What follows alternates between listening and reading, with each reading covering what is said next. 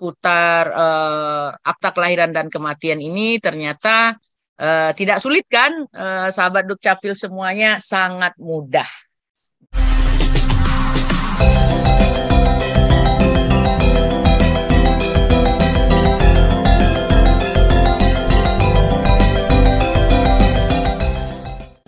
Malam-malam jaga bersama di gardu, minum kopi sambil menghisap cerutu. Nah, ini khasnya bapak-bapaknya. Dengan program Desa Berdaya Kampung Madu, Desa Kemelagi semangat terus maju. Mohon berkenan Ibu Direktur Pencatatan Sipil untuk menyampaikan materi serta diskusi dan tanya jawab seputar akta kelahiran dan akta kematian. Langsung saja kepada Ibu Dr. Handayani Ningrum, SEMSI, dengan hormat disilahkan. Baik, terima kasih. Judulnya, sulitkah membuat akta kelahiran dan akta kematian? Sekali lagi tidak sulit. Kenapa? Nah, coba kita lihat. Next. Nah, jadi ini perlu kita ulang-ulang ya Bapak Ibu. Pelayanan pencatatan sipil ini termasuk pencatatan kelahiran diberikan kepada baik itu WNI maupun orang asing. Nah, jangankan WNI ya, orang asing saja kita layani. Nah, meliputi orang asing itu pemegang izin kunjungan, apakah dia pemegang izin tinggal terbatas atau dia punya kitas ya, dan pemegang izin tinggal tetap, dia punya ITAP. Nah, pelayanan pencatatan sipil ini kepada penduduk WNI dilakukan di Disdukcapil Kabupaten Kota atau UPT Disdukcapil Kabupaten Kota di tempat penduduk berdomisili. Nah, ini. Jadi azasnya domisili ya, penduduk berdomisili. Nah, sedangkan WNI bukan penduduk ini artinya dia warga negara Indonesia, tapi dia tidak lagi tinggal di Indonesia, tapi dia masih warga negara Indonesia. Yang sedang berkunjung ke Indonesia, katakanlah ini pulang kampung, maka dilakukan di Disdukcapil Kabupaten Kota tempat terjadinya peristiwa penting. Misalnya di mana kelahiran anaknya terjadi, nah dilakukan di sana.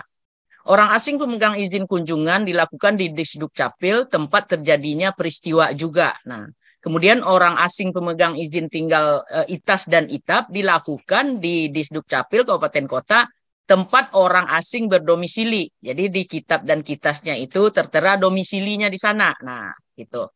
Terus WNI di luar wilayah NKRI dilakukan di kantor perwakilan RI. Nah, itulah lingkup pelayanan pencatatan sipil ini kita lakukan Bapak Ibu. Next. Nah, kita mulai dulu dari akta kelahiran ya Bapak Ibu sekalian. Nah, manfaat kepemilikan akta kelahiran ini kita mungkin sudah sangat tahu sekali semuanya, tapi nggak apa-apa kita ulang-ulang lagi. Sebagai wujud pengakuan negara mengenai status individu, status perdata, dan status kewarganegaraan seseorang. Karena dari akta pencatatan sipil ini nanti akan terekam datanya yang menyangkut mulai dari NIK sampai kewarganegaraannya, sampai siapa ayah ibunya dan segala macamnya, status individu, status perdata, dan status kewarganegaraan seseorang. Sebagai dokumen atau bukti sah mengenai identitas seseorang sebagai bahan rujukan penetapan identitas dalam dokumen lain, misalnya ijazah. Nah, jadi kita harapkan dengan akta kelahiran ini, ijazah dirujuk ke akta kelahiran ini. Jadi ini yang akan sangat kita harapkan ke depannya. Jangan lagi sudah ada akta kelahirannya, tapi ijazahnya nanti sengaja tidak mempedomani ini. Nah, itu salah. Tapi kenapa kemudian ketika ada perubahan, ada ini, ada pembetulan, Dukcapil itu masih mau membetulkan. Nah, itulah bukti bahwa Dukcapil ini tidak ingin sesungguhnya menyusahkan masyarakat, ingin membantu masyarakat. Namun dihimbau juga kepada masyarakat untuk memahami. Itulah kenapa kita sering-sering nih memberitahu ke masyarakat nih dengan DMM ini, supaya tahu bahwa sebagai bahan rujukan akta kelahiran tersebut penetapan identitas dalam dokumen lain. Jadi yang dipedomani oleh ijazah itu semestinya akta kelahiran. Nah, jangan kemudian ijazah. Nah, ini banyak terjadi. Tapi sekali lagi untuk membahagiakan masyarakat. Nah, tapi sekali lagi juga tolong kita saling ya Bapak Ibu ya sekalian sahabat Dukcapil, ibaratnya bertepuk dua belah tangan ya supaya bagus bunyinya. Kalau sebelah tangan nggak bunyi-bunyi itu tepuk tangannya. Jadi supaya bagus dan tertib administrasi kependudukan kita yang gunanya nanti juga untuk sahabat Dukcapil semuanya. Nah, kami hanya melaksanakan tugas gunanya untuk sahabat Dukcapil semuanya terutama dan juga untuk kepentingan pembangunan di negara kita. Banyak manfaatnya. Melamar pekerjaan termasuk menjadi anggota TNI Polri, pembuatan KTP, KK, dan NIK, pembuatan SIM, paspor, tunjang keluarga, pengurusan warisan, beasiswa, pensiun bagi pegawai, pencatatan perkawinan, melaksanakan ibadah haji, mengurus pengakuan anak, dan mengurus pengangkatan anak. Nah, inilah manfaat dari kepemilikan akta kelahiran, Bapak Ibu. Nah, lanjut saja, next. Nah, seperti yang saya katakan di awal, kenapa tidak sulit mengurus akta kelahiran itu? Ini sudah ada persyaratannya yang pasti, sudah ada regulasinya, bahkan ke teman-teman kami di Disdukcapil Kabupaten Kota se-Indonesia. Nah, ini sama aturannya, satu, tegak lurus sama, tidak ada yang berbeda-beda di 514 kabupaten kota ya, sama semuanya persyaratan ini. Nah, ini persyaratan sudah sangat disederhanakan, namun sesuai dengan regulasi yang ada tentunya. Perpres nomor 96 2018, Permendagri 108, Permendagri 109. Nah, tapi disederhanakan kenapa? Nah, ada persyaratan-persyaratan yang tidak kita perlukan lagi. Kenapa? Karena database kita sudah bagus, teman-teman semuanya. Jadi ada hal-hal yang tidak lagi diperlukan. Nah, yang diperlukan hanya ini. Nah, satu, fotokopi surat keterangan kelahiran. Nah, apakah itu dari rumah sakit, dari puskesmas, dari kepala desa, kelurahan, dari mana saja. Sesuai dengan tempat kejadian, siapa yang bisa menerangkan bahwa memang sudah terjadi kelahiran tersebut. Ini salah satunya. Kemudian ada fotokopi buku nikah atau kutipan akta perkawinan. Nah, kemudian ada fotokopi KK di mana penduduk terdaftar. Karena apa? Karena akta kelahiran ini nanti akan cantumkan sebelumnya terlebih dahulu di KK, apakah kakak orang tuanya atau kakak siapa misalnya. Nah, seperti itu. Kalau misalnya anak di panti asuhan misalnya bisa di KK ibu asuhnya di panti asuhan kalau orang tuanya tidak ada. Nah, itu. Terus kemudian kalau misalnya anak yang tidak diketahui asal usulnya atau keberadaan orang tuanya bisa persyaratan tanda bukti kelahiran ini berita acara dari kepolisian. Kemudian jika tidak ada semuanya itu, penduduk dapat membuat SPTJM, kebenaran data kelahiran, dengan mengisi F203 dan 2 orang saksi. Nah, jika tidak memenuhi persyaratan sebagaimana huruf A tadi. Nah, ini formulir-formulir ini sudah ada di Dinas Dukcapil semuanya, Bapak Ibu. Jadi Bapak Ibu semuanya, sahabat Dukcapil tinggal mengisinya. Tapi tolong isi dengan yang sebenar-benarnya. Karena apa? Karena sekali kita bohong atau tidak yang sebenarnya, pada saat itu kita udah memulai kesulitan pada diri kita. Nah, jadi azasnya ini memang sangat jujur ini. Nah, kalau jujur kita mudah ke depannya. Tapi kalau tidak jujur, saat itu juga kita memulai. Pada saat itu mungkin tidak ketahuan, bisa jadi. Tapi pada saatnya nanti, apabila ada bukti-bukti yang menyatakan kebenaran data, berarti bisa akta tersebut dibatalkan Bapak Ibu atau contrarius actus namanya tanpa penetapan pengadilan. Jadi dimohon sekali lagi isilah dengan sebenar-benarnya. Toh apapun yang Bapak Ibu isi, yang akta kelahiran ini adalah hak anak dan hak anak itu tidak akan hilang. Hak anak itu tetap akan kita berikan sesuai dengan keadaan mereka yang sebenarnya. Kemudian penduduk juga dapat membuat SPTJM, kebenaran sebagai pasangan suami istri, mengisi F204 dengan 2 orang saksi. Jika tidak memenuhi, tidak ada buku nikah orang tuanya, tapi anak tetap diberikan akta kelahiran. Tapi konsekuensinya, nah nanti kita lihat macam-macam dari akta kelahiran tersebut. Nah seperti itu. Nah, bagaimana sulit nih Bapak Ibu? Nggak ada yang sulit kan? Kalau tidak ada ini bisa diganti dengan ini. Kalau tidak ada ini diganti dengan ini. Jadi tidak ada yang sulit. Kalau masih ada sahabat Dukcapil yang mengatakan sulit itu, nah, jadi mungkin belum tahu aja. Jadi tak kenal aja maka tak sayang mungkin. Jadi makanya salah satu acara DMM ini adalah cara memberitahu kepada sahabat Dukcapil semua. Jadi sahabat Dukcapil yang ngikutin ini juga jangan dipendam sendiri, disebarkan juga ke tetangga, ke teman-teman.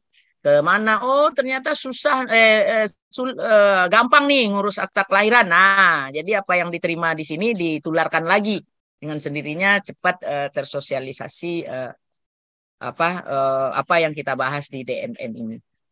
Jadi penjelasannya juga sudah ada. Kemudian terakhir ini dinas menerbitkan kutipan akta kelahirannya.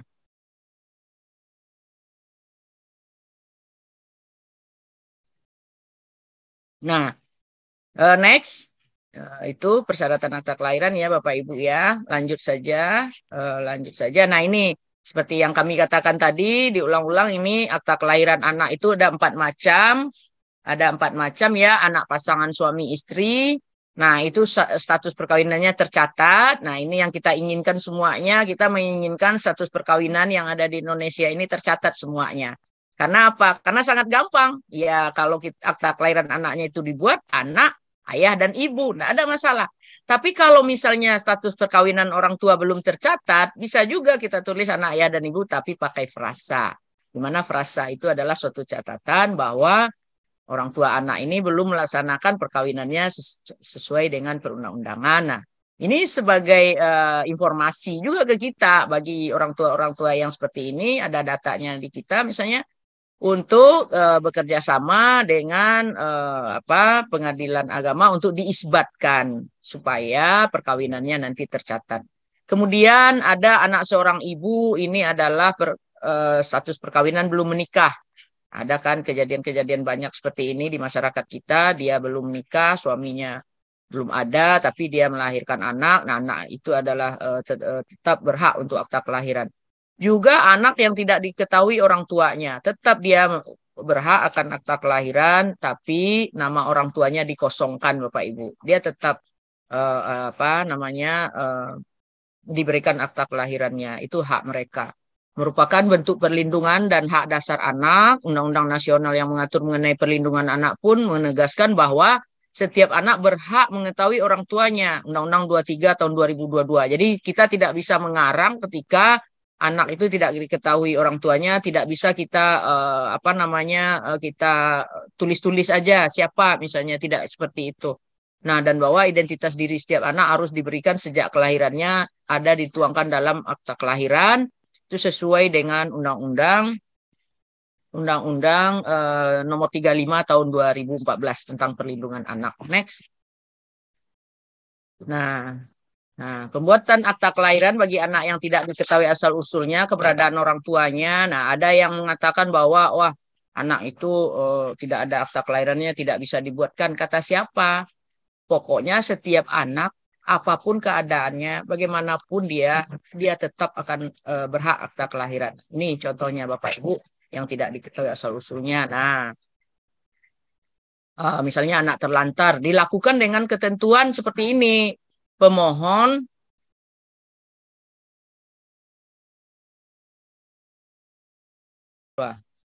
Nah, Bapak Ibu sekalian, pemohon yaitu pengurus lembaga kesejahteraan sosial anak atau panti asuhan atau lembaga perlindungan khusus anak atau orang yang bersedia menjadi penanggung jawab terhadap anak tersebut mengajukan permohonan ke Dinas Dukcapil Kabupaten Kota setempat. Nah, dengan demikian nanti akan ada akta kelahiran anak tersebut akan kita berikan. Nah, terus anak tersebut direkam datanya dalam database kependudukan sehingga mendapatkan NIK dan masuk anggota KK. Kemudian anak tersebut dapat masuk anggota KK pengurus LKSA atau LPKA atau KK orang yang bersedia menjadi penanggung jawab terhadap anak tersebut. Kemudian pembuatan akta kelahirannya dengan persyaratan berita acara dari kepolisian atau kalau tidak ada bisa SPTJM kebenaran data kelahiran. Nah, dari siapa misalnya? Penting ada 2 orang saksi. Kemudian pada akta kelahirannya tidak dicantumkan nama orang tua. Nah, lanjut. Nah, ini SPTJM contohnya Bapak Ibu ya. SPTJM kebenaran data kelahiran F203 itu. Nah, surat pernyataan tanggung jawab mutlak kebenaran data kelahiran dengan kode F203. Nah, saya yang bertanda tangan di bawah ini nama. Ini kan demikian surat pernyataan ini saya buat dengan sebenar-benarnya, dan apabila di kemudian hari ternyata pernyataan saya ini tidak benar, maka saya bersedia diproses secara hukum sesuai dengan peraturan perundangan dan dokumen yang diterbitkan akibat dari pernyataan ini menjadi tidak sah. Nah, buat apa kita bohong-bohong toh nanti akan tidak sah atau akan dibatalkan. Nah, ada saksi 1, ada saksi 2. Nah, jadi teman-teman kami nanti di Dukcapil SPTJN ini dia akan verifikasi validasi apakah yang yang dibuat ini benar adanya, karena di sana ada NIK. Nah, ketika ada NIK, nah kita bisa tracking ini orang siapa. Jadi segala sesuatunya bisa kita pertanggungjawabkan. Nah, seperti itu. Lanjut saja.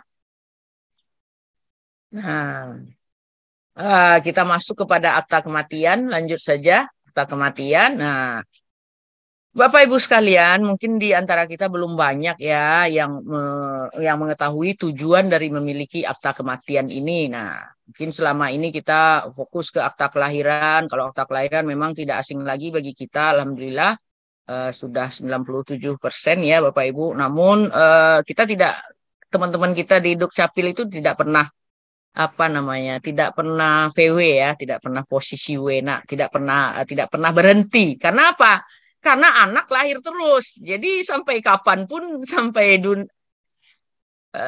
selagi dunia ini ada, nah itu tidak akan pernah berhenti karena anak lahir terus, orang meninggal terus. Nah, jadi itulah kerjaan kita sesungguhnya adalah kerjaan yang secara terus-menerus tidak pernah berhenti Bapak Ibu. Namun kita bersyukur dengan adanya gebrakan-gebrakan, inovasi-inovasi yang digerakkan atau dimentori oleh Bapak kita, Profesor Zudan. Nah, semuanya kita cari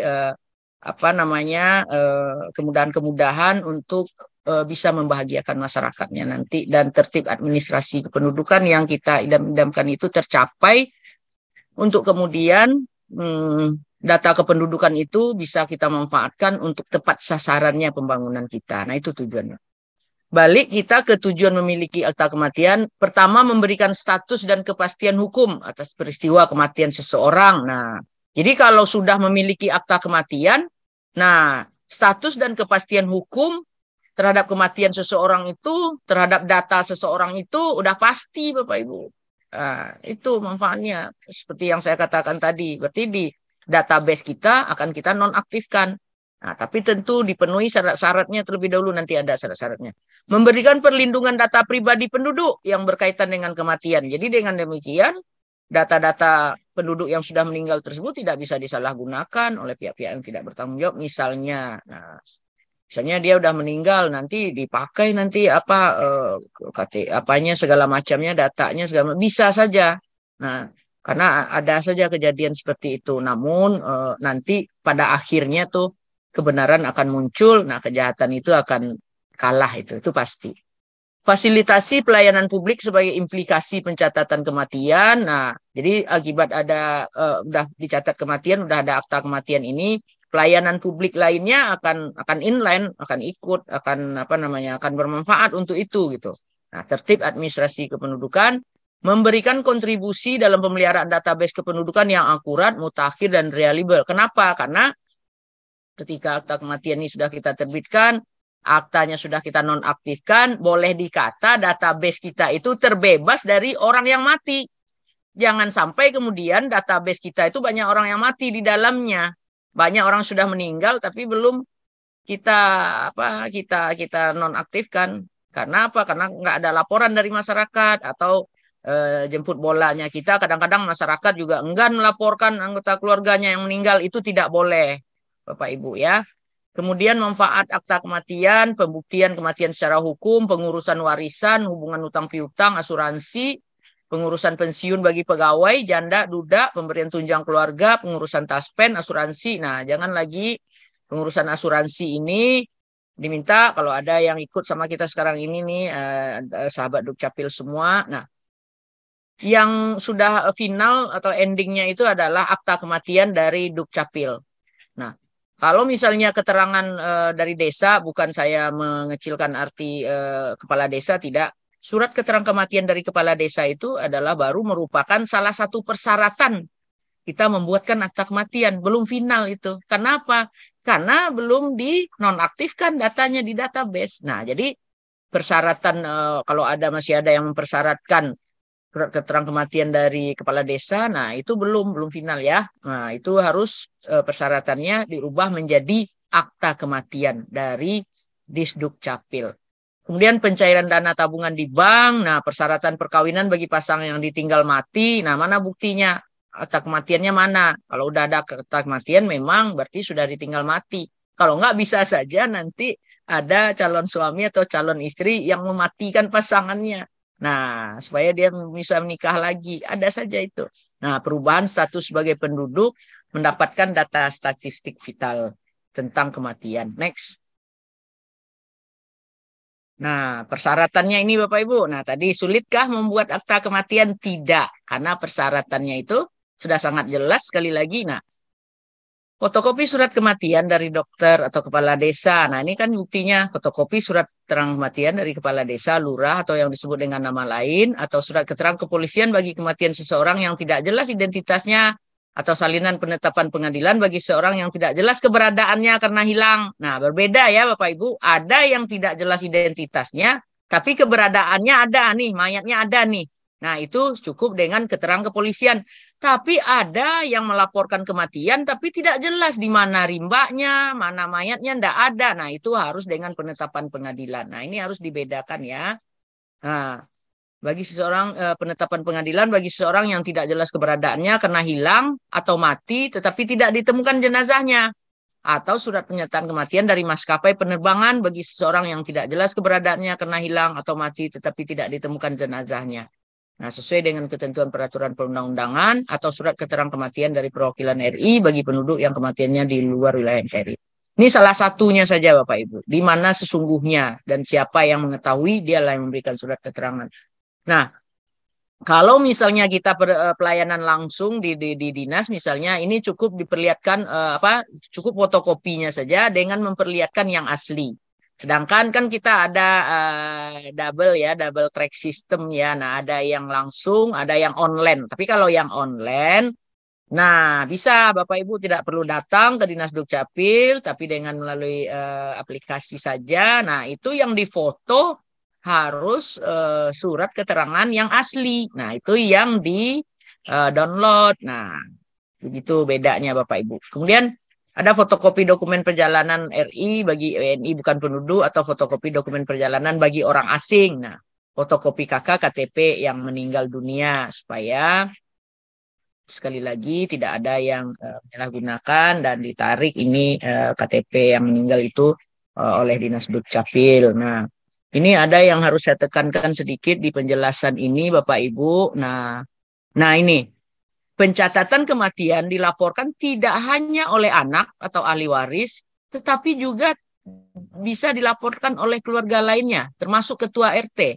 Nah, tapi tentu dengan catatan semua persyaratannya ini terpenuhi Bapak Ibu. Jadi jangan juga ada yang marah lah. Siapa yang berani-berani melaporkan kematian daripada bapak saya, misalnya anaknya saja nggak melaporkan, bisa saja dilaporkan oleh siapapun, termasuk ketua RT, dengan catatan memenuhi syarat ini.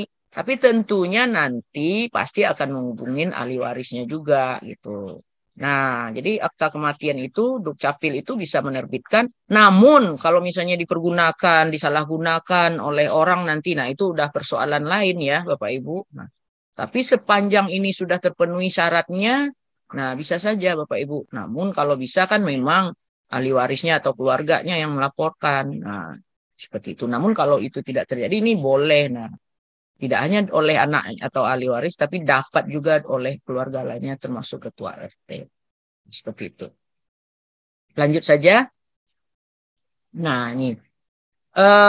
Akta kematian bagi penduduk yang tidak tercantum dalam KK dan database. Nah, ada banyak pertanyaan. Bagaimana kemudian kalau kematian orang itu sudah lama, nah dia belum ada dalam KK dan database kependudukan. Nah, sebenarnya dalam pasal 65 PMDN 108/2019 itu ditentukan bahwa harus dengan penetapan pengadilan ya. Namun dapat juga dilakukan tanpa melalui penetapan pengadilan dengan catatan dokumen pendukungnya ada. Nah, siapa orang yang meninggal ini, misalnya ada buku nikahnya atau akta perkawinannya, KK KTP lama, ijazah, dokumen perjalanan, paspor. dan dikuatkan dengan surat kematian dari kepala desa atau kelurahan serta pemohon membuat SPTJM. Nah, dengan 2 orang saksi Bapak Ibu semuanya begitu ya. Nah, lanjut saja. Nah, ini formulirnya F201-nya pelayanan pencatatan sipil, formulirnya ini. Nah, ini kami mencontohkan saja. Mungkin demikian yang dapat kami sampaikan seputar akta kelahiran dan kematian ini. Ternyata tidak sulit kan, sahabat Dukcapil semuanya, sangat mudah. Nah, seperti itu. Oke, terima kasih. Lebih kurangnya mohon maaf dari saya. Assalamualaikum warahmatullahi wabarakatuh.